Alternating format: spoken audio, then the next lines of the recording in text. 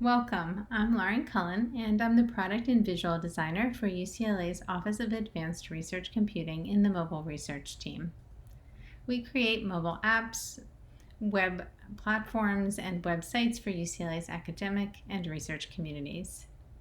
Today, I'm excited to talk with you about creating meaningful digital products by utilizing effective design to development workflows.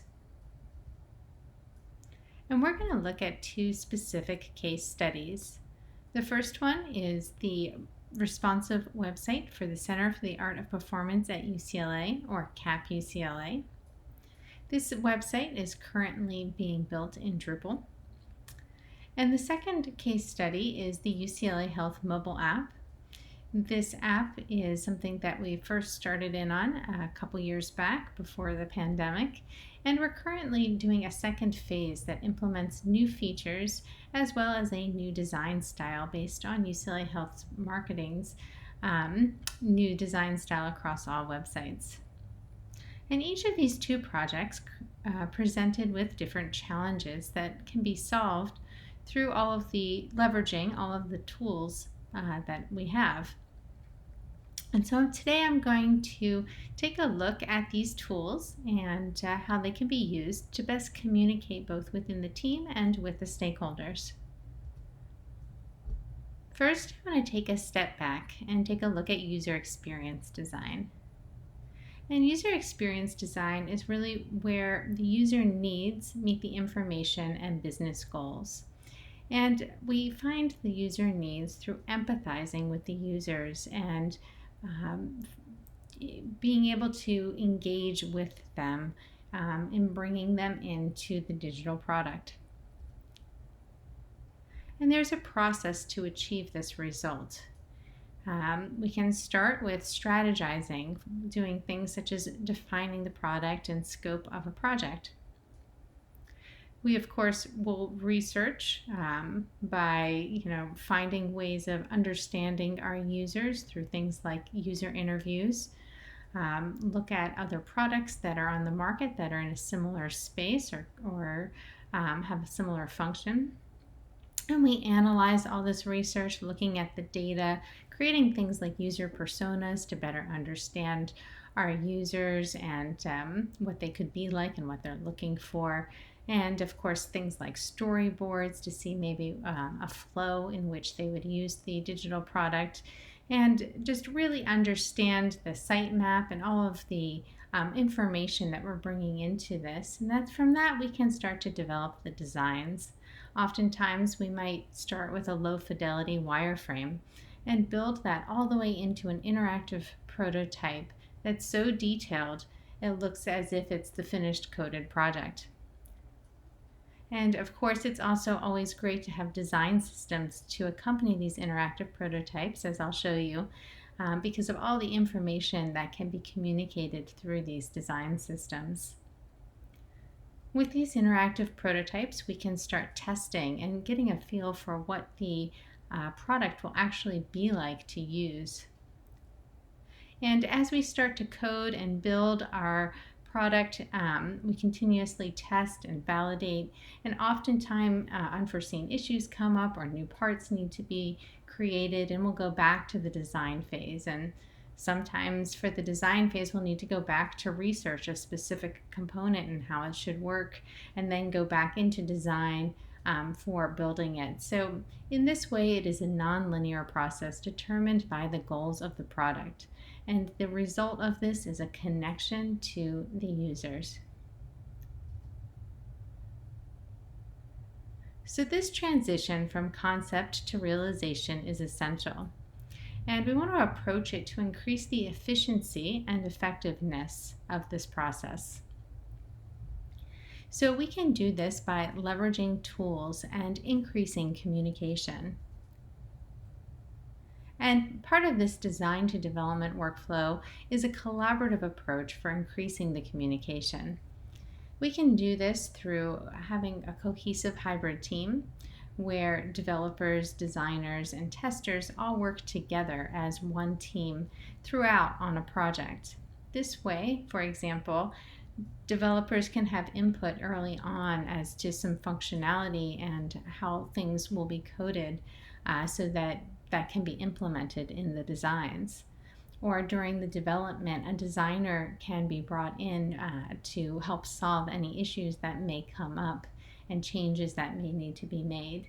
And that way we can really work together and communicate together. It's also really important to have clearly defined priorities, to understand the MVP and what we really need to implement first in a specific product. And all of these types of things can be really well communicated moving from design to development by using specs and design systems. And I'm going to show you a little bit how those work in specific, and we can leverage a lot of tools as part of this process. Some examples of these would be Miro. Miro can be used for things like sitemaps or requirements documentation, and other types of organizational tools. Adobe XD and Figma also are able to produce these. FigJam, for example, is a great collaboration tool for teams. But Adobe XD and Figma are also really excellent at creating the interactive prototypes and actually creating the design on. And there are a lot of plugins and integrations with other applications that are really useful to use and implement as well. Today I'm going to focus on a workflow that centers on Adobe XD. And the first case study is the Center for the Art of Performance at UCLA's new responsive website being built in Drupal. And this website design was created with close communication with the CAP UCLA marketing team. And its purpose is to connect the public, the audience, into CAP's vast offerings, internationally renowned performers, musicians, concerts, residencies, member events, dancing on the dances and other great resources, educational resources for kids and more. And in this way, CAP UCLA can bring the audience in. During COVID, during the pandemic, they also increased their online events, had an online festival and more, and integrate all of these new elements as well into the existing programming. These were all key features to this brand new website. And we started redesigning their website by taking a look at the previous website they had. And this is a sitemap created from that, just to get a gauge on all of the content and examine what worked and what needed improvement to help determine the user experience of the new site. And ultimately, this evolved into this new sitemap. And in this way, the navigation was broken into sections so that the users can more easily find what they're looking for when going to the website. And these diagrams were all created in Miro. I created the interactive prototypes using Adobe XD. I'm going to give you a sense of what these interactive prototypes are like when you click through them. And you can see all of these micro interactions of clicking on the search icon and opening that field, of how the line moves from left to right when hovering over the navigation items, of how you can use the controls on the slider to move it, hover on these buttons and on the different calendar items. And these are all really helpful in getting a feel for, how the different hover items work, all these bounce on the social media icons, for example, and also to see a workflow of how the user can actually look through the site and what they find and what the different pages look in that context. And here they're on a blog details page and an example layout that could be created in the CMS for a specific blog. And here's the listing of all the events. integrating the live events with the online events. And you can see how we can filter it with in 3 different categories. And you can see the indication of that filter there with that number 3 and results of that specific filter.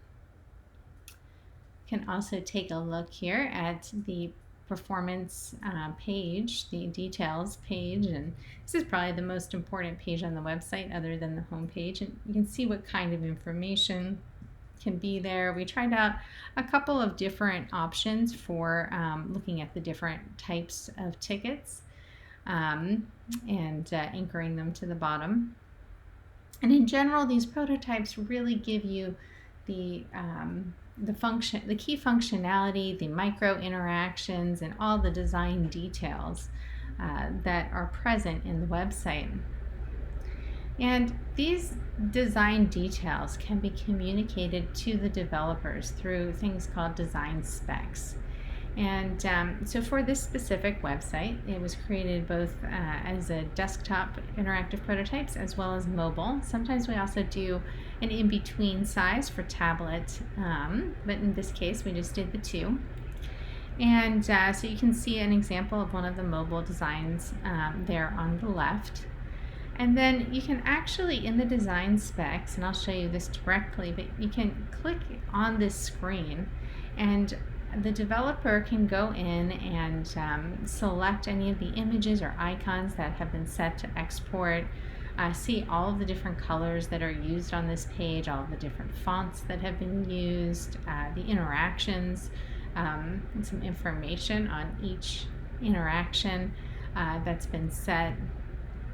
You can click on the screen itself to get things like size dimensions, positioning, copy text to be able to paste it into the project, and more. So this is a really great resource for getting into the nitty-gritty details for development. But it's also really important to take a step back and see the patterns that are throughout the entire site, especially on a project this large. And for that, creating a design system that has the specifics of this project was really useful, and both for communicating to developers and also for the CAP UCLA marketing team, because they're the ones putting the content into the CMS. And this really increases communication and helps the entire process. So now we're going to take a look at a workflow in Adobe XD so you can see how the designs or mock-ups can be transformed into interactive elements that link together, as you can see here, and then of course share them and share the specs and create a design system based on that. So I'm going to open the Adobe XD document for the desktop design to start.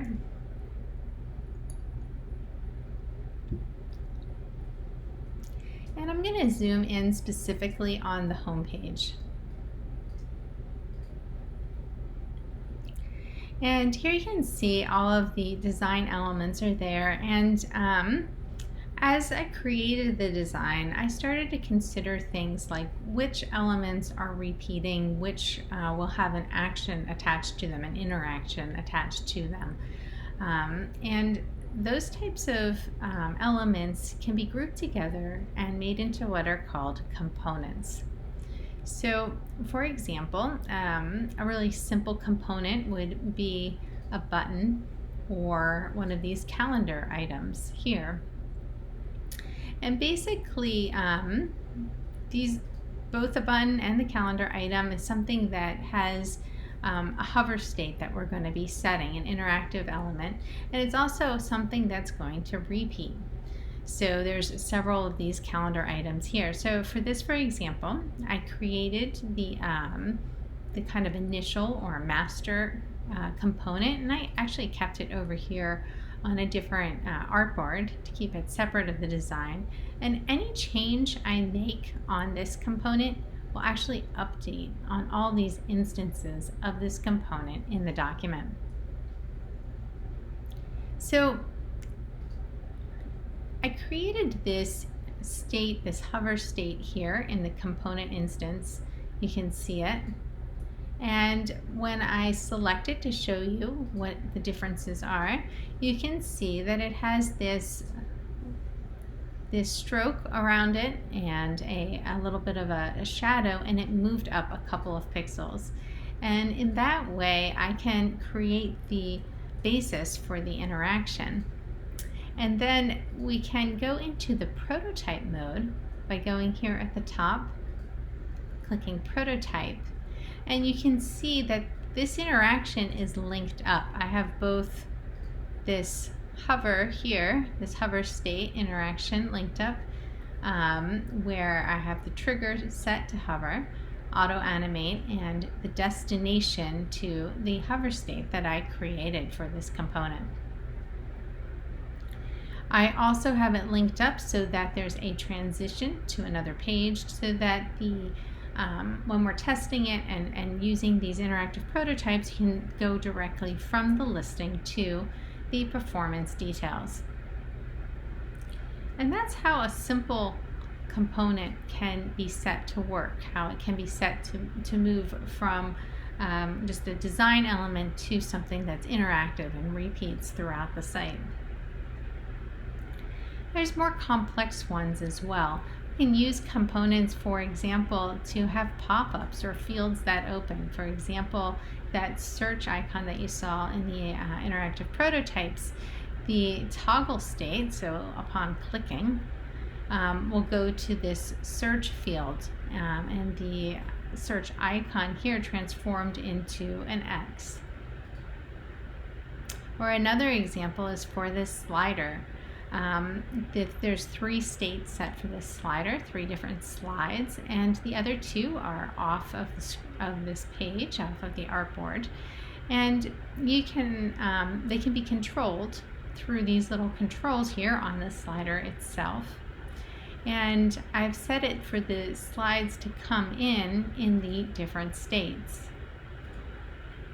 And in this way, we can then go into the prototype mode again, use these controls here at the bottom, and have it connect into the next state right here, like slide 2, for example. And that's how we can create that kind of an interaction.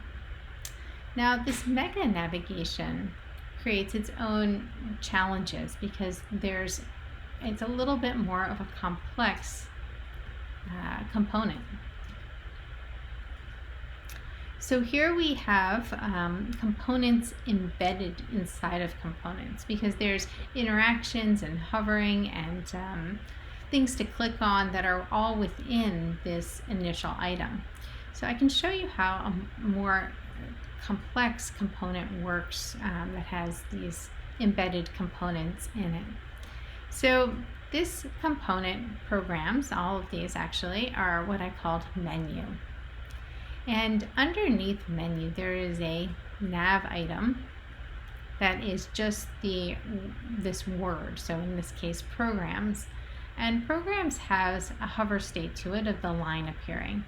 Now, the line didn't just appear. As you remember, it went from left to right. There was actually a micro animation there.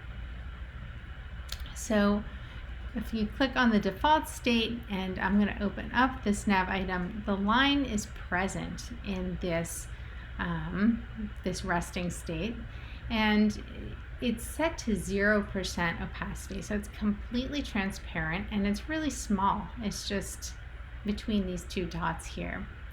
But when we go into the hover state, you can see that this line is now set to 100% opacity and goes across the length of the word. And in that way, we can create that feeling of that animation of the line moving from left to right with a hover interaction.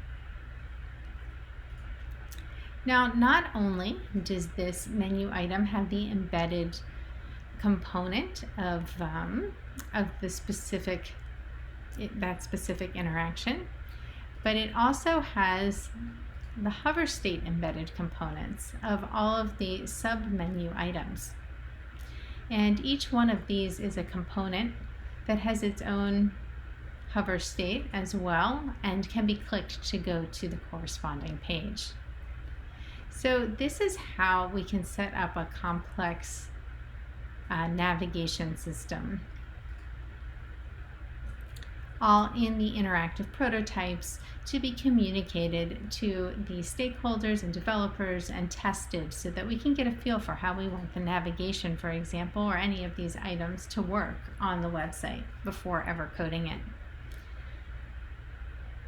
I also can show you how you can make those types of animations look as if they're actually animating. For example, this is another example, would be the FAQ, the accordion UI.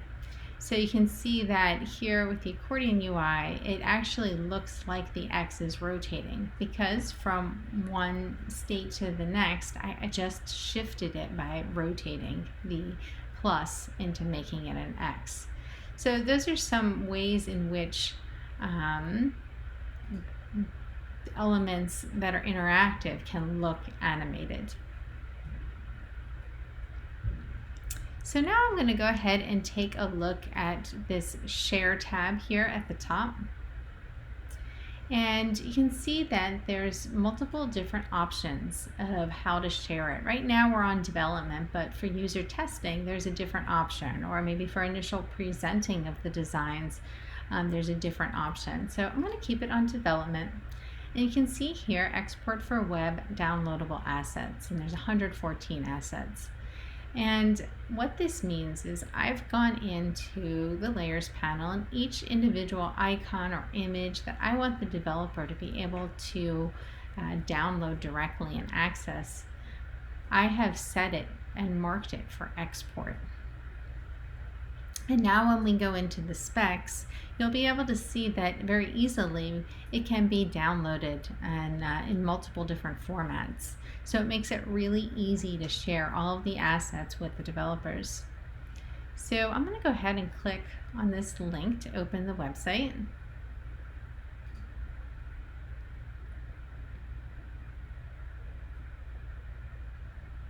And you can see here we have these interactive prototypes, but they're hosted online. I'll make the screen a little bit bigger. And I can click through here. I can actually, just like I was showing you before, I can click on the different elements. The hover animations, they work here. This has the zoom effect. You can go to specific pages and work through the website. All of the animations, you can see here, this was simplified into one Get Tickets button that's still anchored to the bottom. And really get a feel for all of the different sections and using it on the web.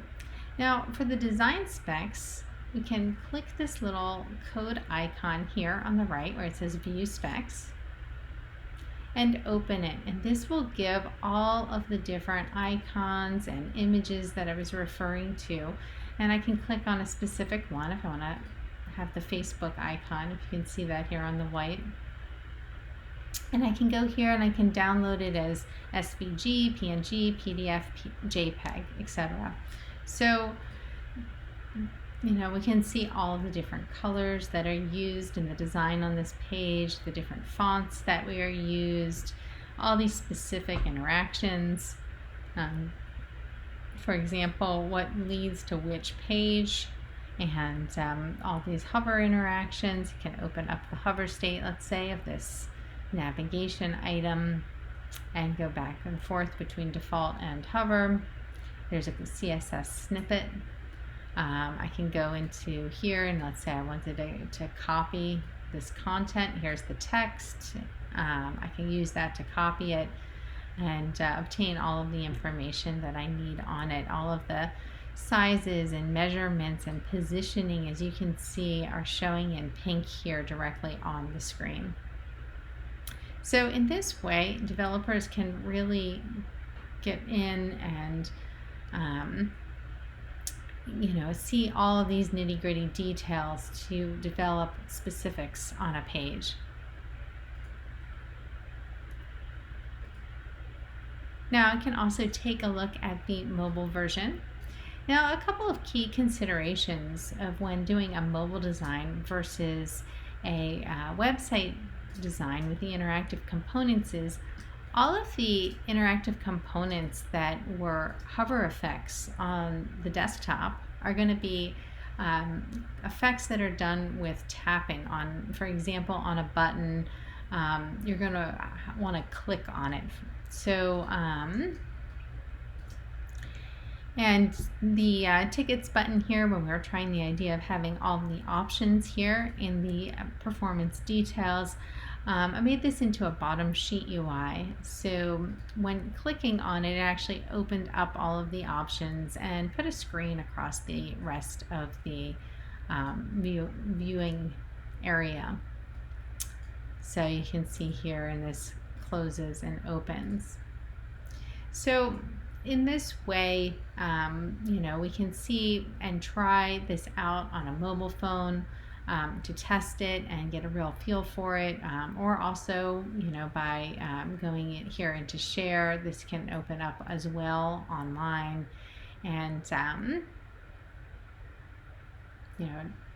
just like on the desktop version, I can go in here and I can click the different elements. I can try out the navigation and get a feel for how all of this works. So I want to take a look now at the design system. That's really a great way to see all the details in the specs, but the design system is a great overview. And basically, for this specific product of this website, I created the design system to look like a website experience. So I'm going to go ahead and just go. This has all been prototyped together and is all interactive. And I'm going to go ahead and just go to the website where it is located to show this to you. And here we have a navigation here at the top left of all the different pages here in this design system. You can also click through them here at the bottom. But for this, I'm just going to use the navigation. And we have all colors that are used on the website. Details like the information on shadows to create the pattern, to understand that anything that's a screened background, have it clearly defined right here for the developer to be able to see it. The typography, this is useful for both the developer and for the marketing team that's entering in the content. When the developer's creating the H1, for example, this defines what it is, and when the client goes in to use that H1 on a specific page when entering content, they'll know what they're putting in there and understand the context for it. So this is also really useful in creating the patterns. I mean, when looking at the specs, there was just tons of different fonts that are listed, every instance of the same font, even in italic or bold, and just being able to summarize that information to simplify it is really helpful in creating the patterns that go across the website and defining them. Same with the grid. I have the grid here defined for both the developer and for the marketing team. They'll understand in the CMS marketing team will understand in the CMS what they will be able to input for the different content as they build out pages for performances or blogs or other types of elements like that has content where there might be some differences from page to page depending on the article. Here's a summary of all the icons and logos that are used throughout the site. So this accordion icon, for example, I showed you at both the plus and the X position in context. And here I've actually opened that component up so that it's easier to obtain. So if I go into the design specs here, you can see I could download this as both the plus and the close icon, and I could do it as SVG or PNG or whatever would be best for the development.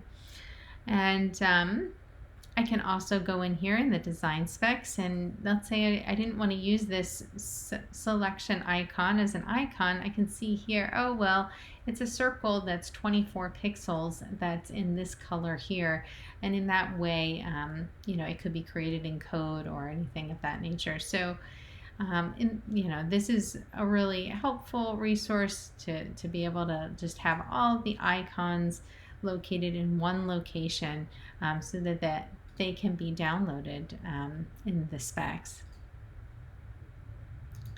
And the navigation for this site was, this mega nav was a little complex, so I decided to open it up so that you could see the state in which it was interactive, so that the developer could get a feel for how it functions a little bit better. And the components, the group of elements that are interactive, again, just opening some of them up. It's all contained within the design specs, but sometimes this makes it easier for the developers to have it open already and to go in here and to kind of see what size this area is and the positioning within it through the specs. This filter button is got this pop-up in it. On click, and we can go into the pop-up here and see the fields and see the sizes or copy out any text if needed, etc. So this really opens up the possibilities of what can be done. And then the custom block library, again, every design system is really specific for the project, and for this project there are custom blocks that the marketing team can use on different pages. And for example, they can, when they're bringing in an accordion, that here they can go to this reference to see what that accordion looks like, or if they want a blade button with image, and they see that here, that means that when they select that for a specific page, they'll be able to customize the image in the background, change the text, and change the button text. And so this is just a great reference point for communication for the client.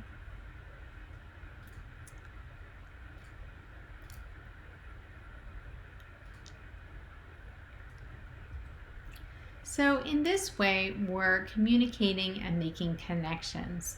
We're communicating better as a team.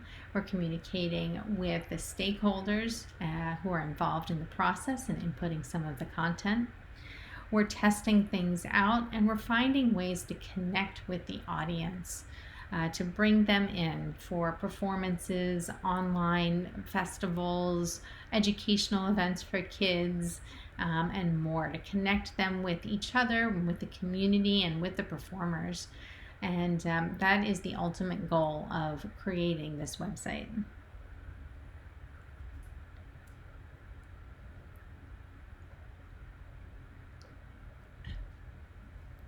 So now I'm going to take a quick look at the second case study, the UCLA Health mobile app. And as I mentioned at the beginning, this mobile app we first created about 3 years ago, and we're currently doing a new phase where we're going to implement some new features as well as a new design style. We work very closely with the UCLA Health marketing team on creating this app, and they even input some of the content that is in it. And when looking at the app, it's really important to make sure to consider how the patients can best connect with UCLA Health resources. And on the home screen, there are several icons. And as we're building out these sections and implementing new features, just to have this summary of what we're going to have in each of the sections can be really helpful. And again, these diagrams are all built in Miro. Defining the requirements for these sections and for the way that the app functions. is really an important part of the process. And we can then take these requirements and prioritize them so as to help the development process go smoother. And I've created these interactive prototypes. There's actually 3 homepage screens that the marketing team is currently deciding between. And we can use this to kind of get a feel for these different sections. The users having this use case of trying to find a primary doctor, finding someone that they're considering, starring them, and seeing how that doctor then moves to the top of a search, and then finding a specialist, refinding someone that's been starred previously, and by having them at the top of the search, and even looking at the favorited doctors and having this easy access to go back so that you can contact them as a patient is really helpful. Of course, all of the UCLA Health resources with all the information in their blog is listed here, as well as in the newsroom, all of the breaking medical news.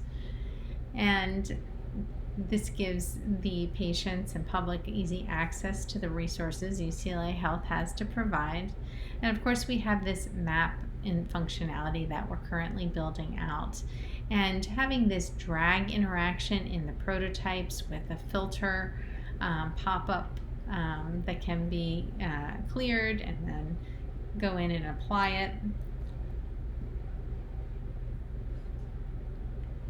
And get a feel for how you can click on a list item or on the location icon itself to get all of those required details. And this UCLA Health app also connects with the UCLA Health MyChart app, which is also a great resource for connecting patients with their doctors, with their test results and schedule and billing and all of that information as well. So the UCLA Health app is built in our own development platform.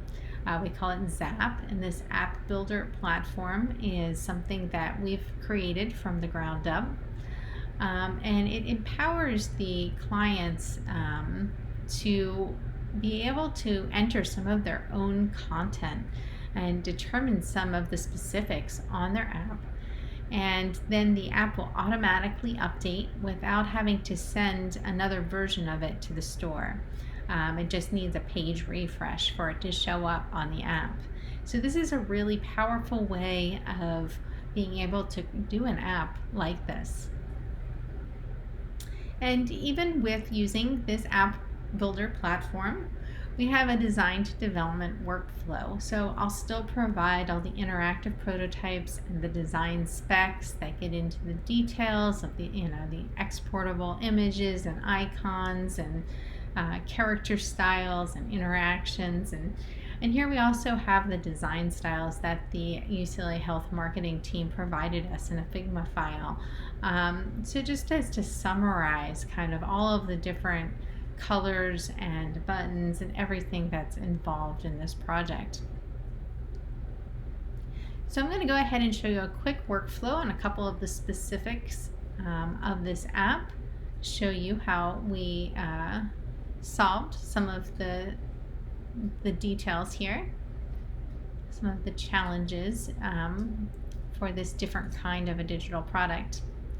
So here we have the document with all the different sections, and when creating a design for an app like this, where there's thousands of different doctors that could potentially be searched for and listed, finding a specific use case, a specific function of the doctor search is really helpful way of showing examples in the prototypes. So for example, this has a search that I determined to find a specific doctor So we could see what it was like for that process of favoriting the doctor and favoriting a different doctor, and how their names show up. Then it changes to show the name at the top of a list of the search results, and then to also find them in my favorites together. They're listed for the user to easily find so that they can contact them to make an appointment. Also, this new map location section that we're implementing on the next version of this app, I'm going to show you how to create a drag interaction, which is a little bit different than what we've looked at before, than a hover or than the transition to another page or anything like that. So instead of having a component with that has all the states embedded into that component, I actually created different screens here. So these are all components, the results here, the list of words, but they're on separate screens. And this pop-up also, it's not embedded in this filter icon this time. It's on its own screen. And that was to simplify this flow and make it so that the developers could see more clearly all of the details contained within the interactions. And to create this UI, I looked at a lot of different apps in my research, not just hospital apps, but also apps where there was any like reviews or anything that had a map and list results. For example, Yelp or hotel apps, anything where we want to be the ability to see things through a map and also through a list. And I think it's really important to have the option of both to move between on the same screen. So that is why I created this drag interface, and was to be able to move from half and half to more of the list items to more of the map items, and to give an example of what it looked like for each. So when creating this interactive components here for the prototyping, I'm going to go to prototype mode here at the top. And you can see I have it wired together so that this component of the location results has a drag trigger where it auto animates to this next page where it opens up more of the list items. And similarly, this page here has a drag trigger where it moves to the next screen with the drag down items. And here we have the filter icon on each of the pages, and they all move to this filters page, which is a pop-up that comes up where we can apply the filters. And then I have this specific result of the filters predetermined of finding the Ronald Reagan Medical Center, where we, I've made all of the other check marks workable where they can be clicked and show the check mark, but the only one that works is hospital, and you apply it and it goes to the location results for the hospital. And then we have here where the icon and where the list item both go to the details results so that we can see all of the details that are required on this specific screen about the location, the address, the website, call, directions. So in this way, the user can best connect to the locations that they're looking for at UCLA Health. So you can also take a look at the design specs for this. I'm going to open up the page here.